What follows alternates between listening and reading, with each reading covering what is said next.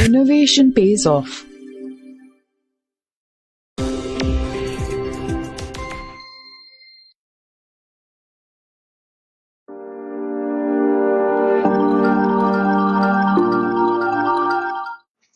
नमस्कार मित्रों, मैं अशोक कुमार ठाकुर, संस्थापक मुनि इंटरनेशनल स्कूल, उत्तम नगर, नई दिल्ली, इंडिया। एजुकेशन मेरा पैशन है। मैं एक रिसर्च स्कॉलर अपने को देखता हूं और ये मेरी पीड़ा भी है। अक्सर लोग ये जानना चाहते हैं कि मैं एजुकेशन में जब ये पैशन जो 24 घंटे में करता हूं, क्यों करता हूं? क्योंकि ये मेरी व्यक्तिगत पीड़ा है। जब कोई चीज, जब समाज की कोई प्रॉब्लम, कोई अनइवन चीजें आपकी व्यक्तिगत पीड़ा बन जाएं और ये व्यक्तिगत पीड़ा आपको समाज में, लोगों में दिखने लग जाए, तब आपका कोई समय नहीं होता। क्योंकि मेरी पीड़ा सबकी पीड़ा है।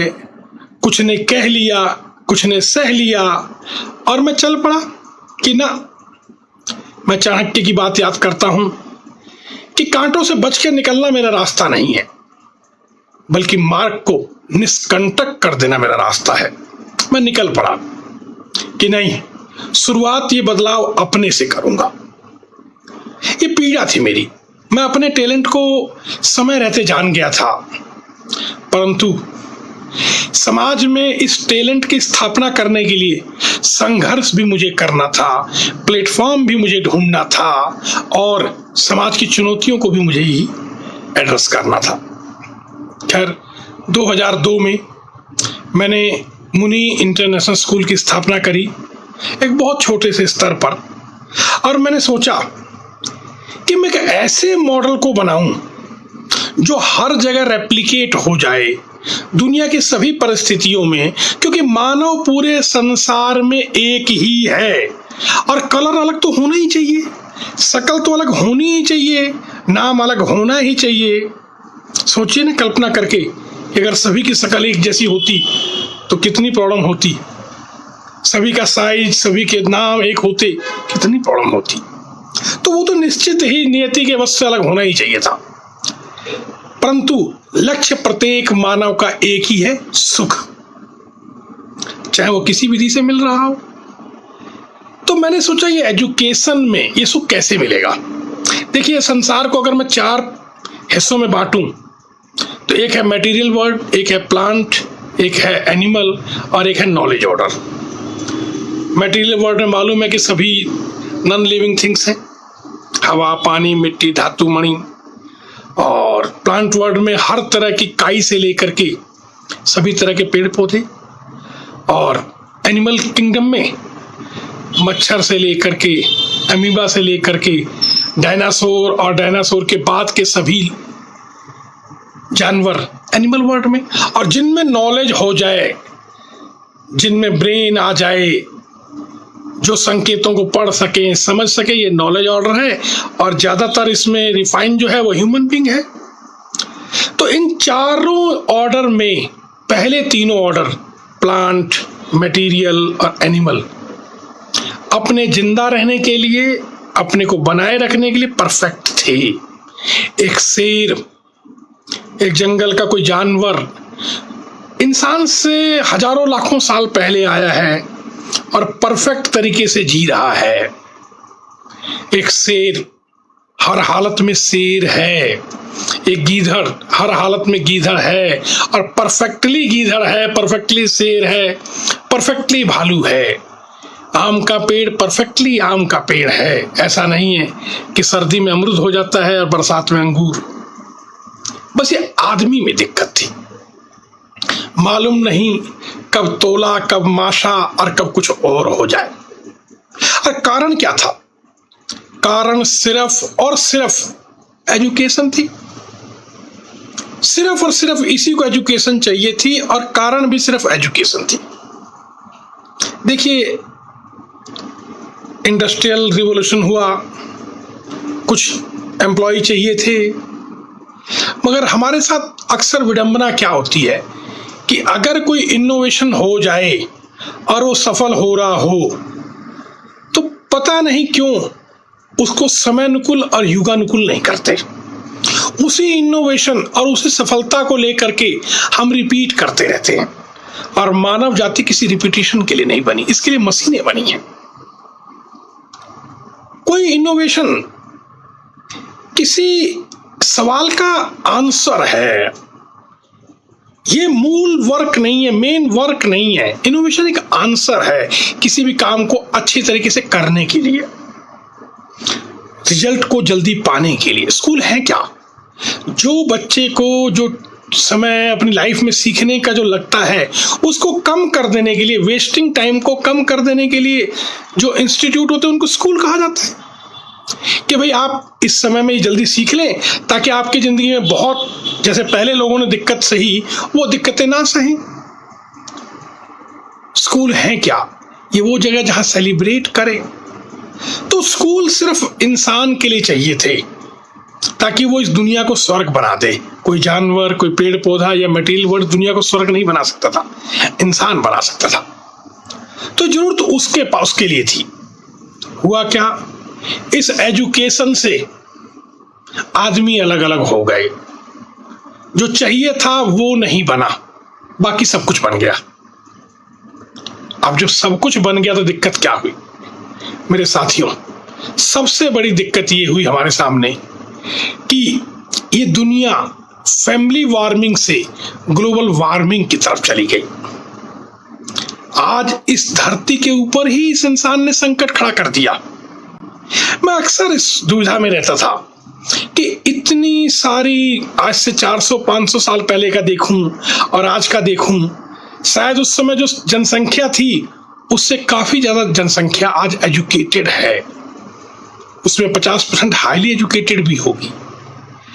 सब्जेक्ट बढ़ गए, चैप्टर बढ़ गए, स्पेशलाइजेशन बढ़ गया और नॉलेज इतनी बढ़ गई कि मैंने सुना है कि रसिया में एक लाइब्रेरी है जिसकी किताबों को अगर एक के पीछे एक रखा जाए तो विश्व के 3 चक्कर लग जाएंगे। ऐसी लाइब्रेरियां संसार में बहुत जगह पाई जाएंगी। यदि इसकी सब लाइब्रेरी को जोड़ करके भी ऐसा करा जा सकेगा। परंतु इंसान के साथ रिजल्ट के रूप में क्या हुआ?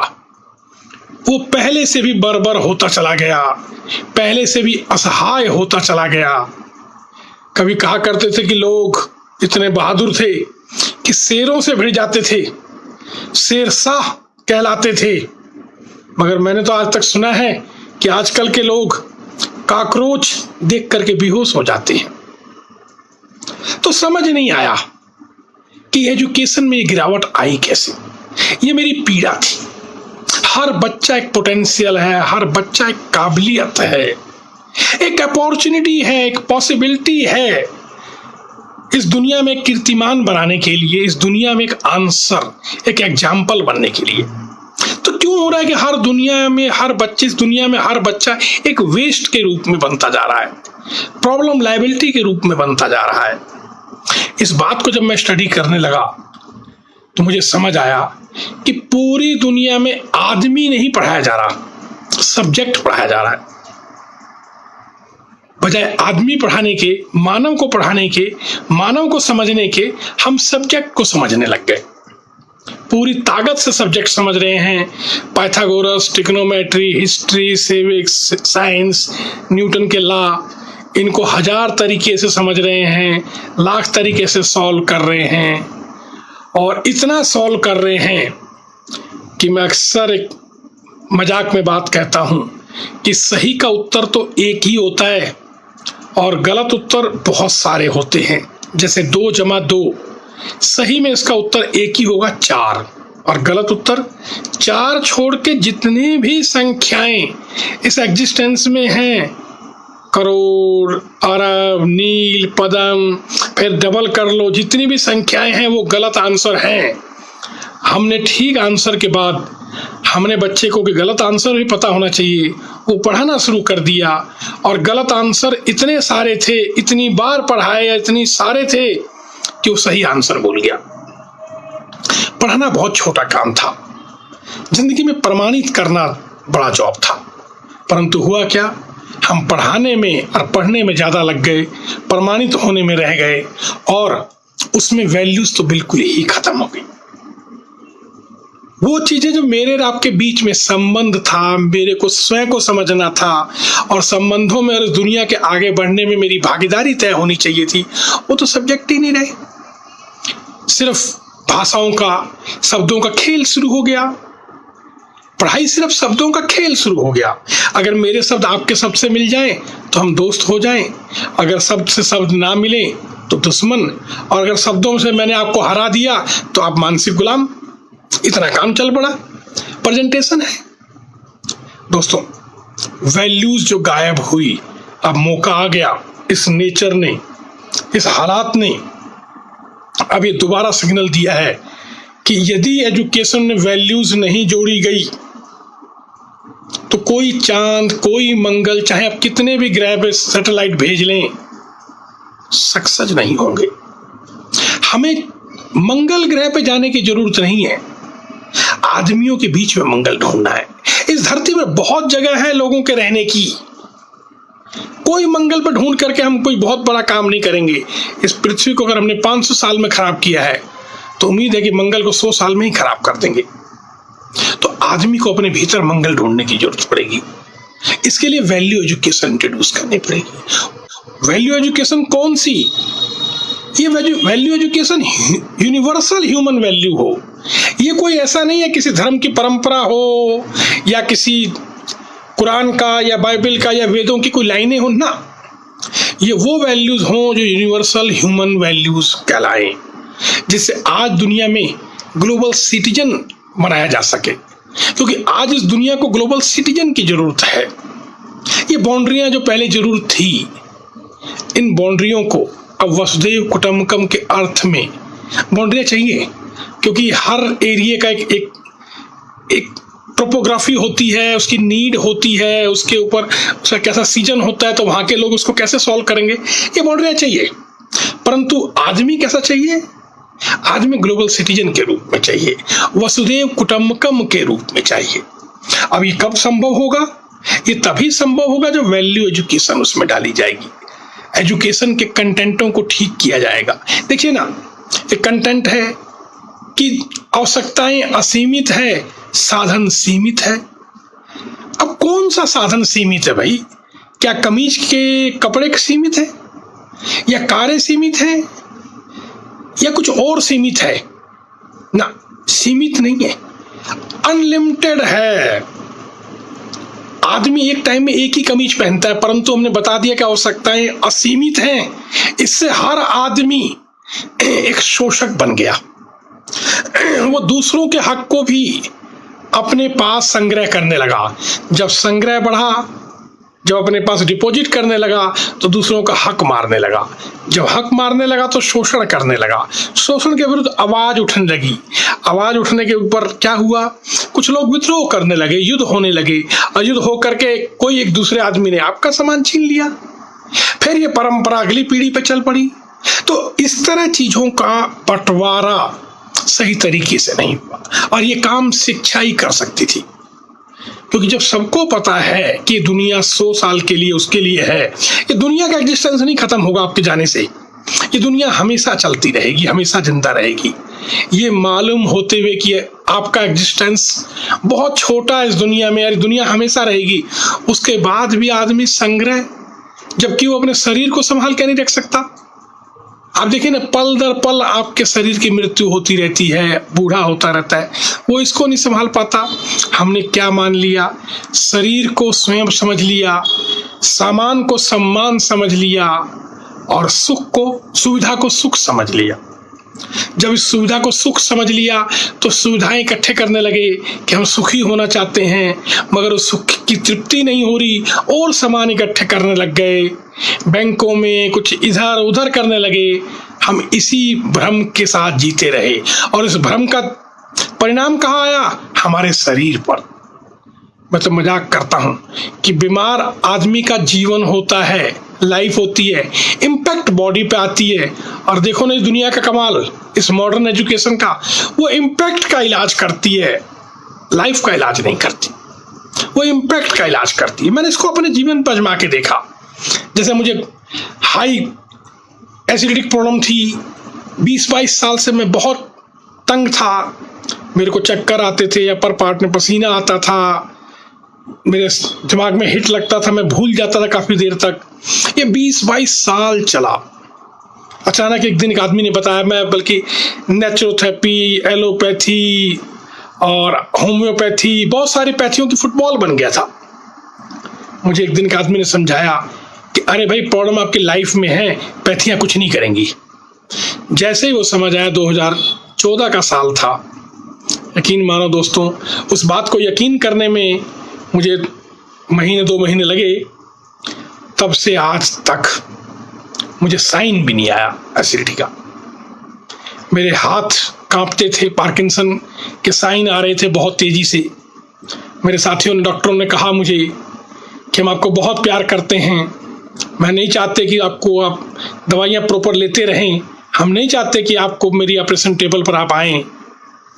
मैंने उनसे कहा, मैंने बहुत इनोवेशन एजुकेशन में किए हैं, मुझे ड्यू रिस्पेक्ट और ड्यू मान नहीं मिल रहा, एक बार मिलने दीजिए। पार्किंसन तो क्या, मैं स्टैंड स्टिल कर दूंगा। और वही हुआ।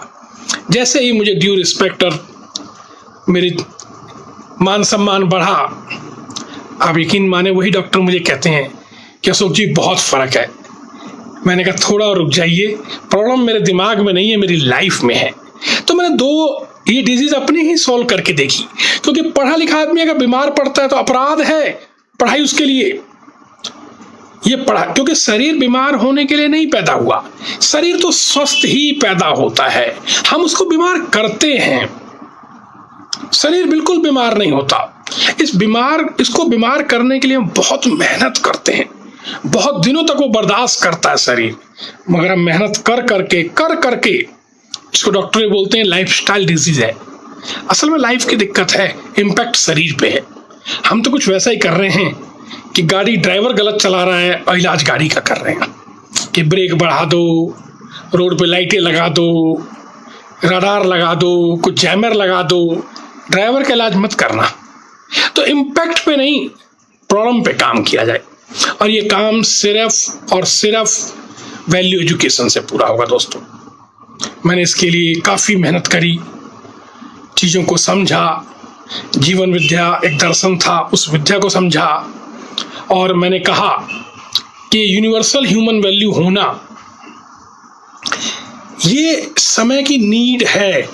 अगर आप इसको पूरा नहीं करेंगे तो निश्चित ही ये दुनिया, ये नेचर आपको क्रश कर देगा। आप देख ही रहे हैं कोरोना वायरस, क्या ये वायरस है? ये वायरस नहीं है, ये कोरोना नहीं है। ये क्वेश्चन है आपके ऊपर कि आप जल्दी समझ जाएं। ये इंडिकेशन है कि आप जल्दी समझ जाएं, इस नेचर के साथ उतना ही खिलवाड़ करें, क्योंकि नेचर रहेगा, नेचर हमेशा रहेगा, हर ग्रह हर मंडल पे रहेगा, आप नहीं रहेंगे। मेरे दोस्तों, इतना ही कहना है कि एक बार आप समझ जाएं कि अब एजुकेशन में स्किल के साथ में वैल्यूज की भी उतनी जरूरत है, क्योंकि स्किल के लिए आपकी आर्टिफिशियल इंटेलिजेंस लग जाएगी, मशीनें लग जाएंगी, रोबोट्स लग जाएंगे, मगर वैल्यूज में कोई रोबोट्स और कोई मशीन नहीं काम कर सकती, वो तो इंसान ही करेगा। और स्कूलों में टीचर्स को अपना रोल चेंज करना पड़ेगा। अगर उसका काम transfer of information, storage of information और रिप्रेजेंटेशन ऑफ इंफॉर्मेशन करना ही है, तो यकीन मानिए वो काम रोबोट, गूगल, मशीनें, कंप्यूटर, ऑनलाइन बहुत अच्छा कर सकते हैं। अब टीचर को गुरुजी के रूप में करना होगा कि वो सब्जेक्ट पर तो काम करे ही, उससे बड़ा आदमी पे काम करे, उसको ज्ञान समझ लेने के लिए फैसिलिटेट करे, मोटिवेट करे, सुपरवाइज करे और पार्टनर इन हिज पॉसिबिलिटी के रूप में काम करे। अब गुरुजी चाहिए होंगे, टीचर नहीं। और गुरुजी को ये समझना पड़ेगा कि कोई भी बच्चा प्लेन स्लेट नहीं है, फर्स्ट टाइम लर्नर नहीं है भाई, वो अपने संस्कार और अपने प्रारब्ध के साथ आया है। अगर एक प्लेन स्लेट होते तो एक ही घर के 2 बच्चे अलग कैसे होते? कोई बच्चा सेम नहीं है। मैं तो कहता हूं 40 बच्चों की एक क्लास में 40 बच्चे 40 मिनट सेम नहीं होते। हर बच्चा हर घंटे, हर दिन, हर समय बदलाव करता रहता है और हम उसको पुरानी पैथी से कैसे पढ़ा सकते हैं दोस्तों। तो अब वक्त आ गया है कि एजुकेशन के अंदर, एजुकेशन पहले स्किल थी, अब एजुकेशन में वैल्यूज को भी उतनी ही महत्ता देनी पड़ेगी। और वैल्यूज में आधा टाइम 30 या 20%, 30% वाई वैल्यूज और 20% व्हाट इज वैल्यू और 20% वाई वैल्यूज। 30% वैल्यू क्या है और क्यों है, क्योंकि क्या और क्यों का अगर संगम नहीं करेंगे तो बच्चा फिर कंफ्यूज हो जाएगा, वो परंपराओं का ढोंग और नाटक करेगा।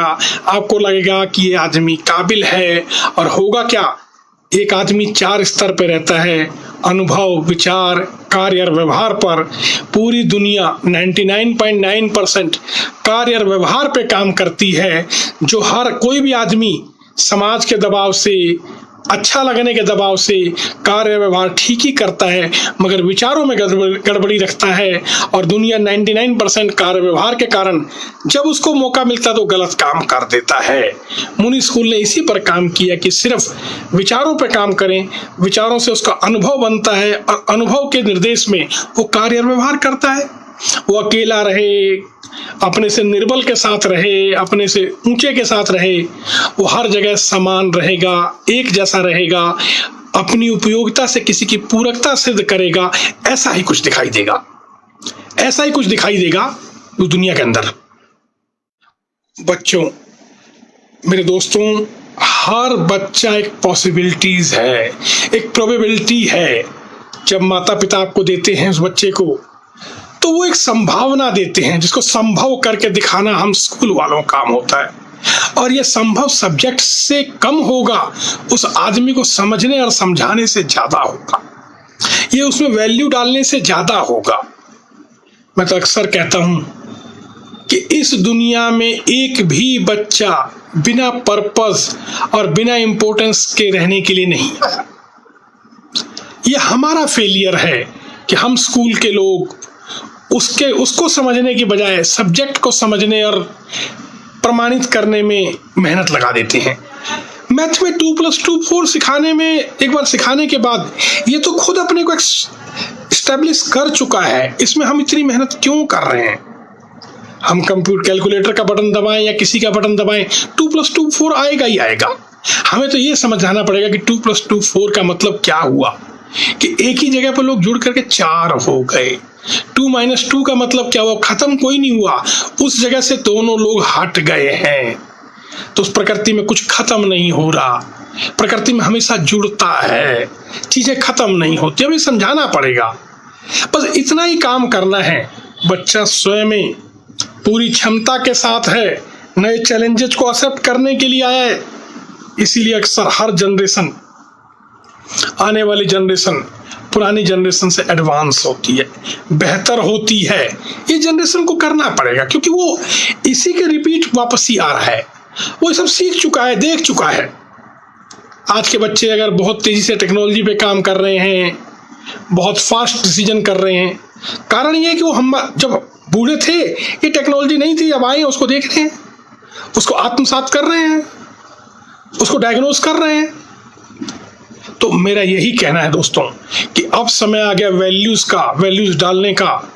अगर वैल्यूज डालने में हम चूक गए, समय रहते हमने ध्यान नहीं दिया, एक भी ये बच्चा चूका या एक भी स्कूल चूका, गारंटी की बात है कि 2 आदमियों के झगड़ने से नहीं, एक आदमी के गलत होने से दुनिया का विनाश संभव है। मैं इसीलिए अक्सर मजाक में बोलता हूं कि मैंने ये सुना है कि 50 से 55 हाइड्रोजन और एटम बम बन चुके हैं, उतने बड़े बड़े कि वो इस दुनिया को 50 से 55 बार खत्म कर सकते हैं। तो मेरी दुविधा या मेरी प्रॉब्लम ये रहती है कि दूसरे का बटन कौन दबाएगा, क्योंकि जब पहले में पूरी दुनिया खत्म हो चुकी होगी तो दूसरे का बटन कौन दबाएगा। तो मेरे दोस्तों, दुनिया इससे पहले दिवाली मनाए बम फोड़ करके एक दूसरे के ऊपर, आओ शिक्षा के माध्यम से उनको कह सकें कि थोड़ा इंतजार करिए, अभी दिवाली इस तरह मनाने का समय नहीं है। ये वैल्यू एजुकेशन से संभव होगा। और मैं गारंटी कहता हूं कि आपके वैल्यूज से तैयार करे हुए बच्चे, जो मैं मुनि स्कूल में कर रहा हूं और सब दुनिया में सभी स्कूलों को हम पावर बाई मॉडल पे करते हैं, इन चीज़ों में तैयार करते हैं। लोग मुझसे पूछते हैं कि मेरा बच्चा क्या टॉप करेगा। मैंने कहा स्कूल में भले ही करे ना करे, लाइफ में करेगा ये गारंटी मैं दे सकता हूँ। स्कूल के बारे में मैं नहीं जानता क्योंकि वो तो रटा रटाया बताना ही तो है, मगर लाइफ में करेगा, लाइफ में खुश रहेगा ये मैं बता सकता हूँ। और यही आप भी चाहते हैं कि आपका बच्चा, आपके दोस्त का बच्चा, आपके रिश्ते का बच्चा बेहतरीन हो। क्योंकि अगर आप चूके, खाली आपने अपने बच्चे पर काम किया तो संबंध किससे बनाएंगे? अगर आपने अपना बच्चा बेस्ट बना लिया तो आखिर संबंध बनाने के लिए दूसरा परिवार तो चाहिए होगा, लोगों के साथ रहने के लिए समाज तो चाहिए होगा। तो एक भी बच्चा अगर चूका इस बेस्ट बनने में तो निशाना आप ही होंगे, निशाना आप ही का समाज होगा दोस्तों।